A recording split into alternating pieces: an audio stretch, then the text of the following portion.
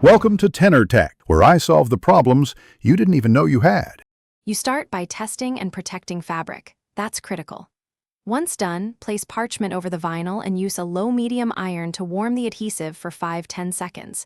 You want pliable glue, not scorching. Make sure to press and lift gently. Slide a credit card or thin spatula under the warmed edge to begin peeling. If the vinyl lifts cleanly, continue. If it resists, reheat briefly. Keep movement short to avoid spreading adhesive deeper into fibers.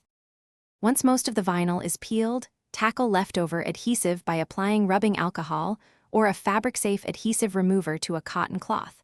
Avoid saturating. Blot the residue to dissolve the glue, then lift it away with a gentle scraping motion from the fabric grain. Make sure to alternate heating and blotting if bits remain stuck. After adhesive breaks down, wash the area with mild detergent and cool water to remove solvent residues. Then air dry to inspect results. To finish, launder the shirt according to its care label to clear remaining traces. Do not use high heat until you confirm all adhesive is gone. If color or dye transfer appears, test oxygen bleach on a hidden seam and repeat spot treatment only if safe. If vinyl refuses to lift or fabric shows stress, stop and seek a professional cleaner. Attempting more heat or harsh solvents can worsen damage. One key troubleshooting tip: if adhesive resolidifies, reapply low heat and solvent, then blot again. Thanks for watching. Subscribe to keep your life in tune.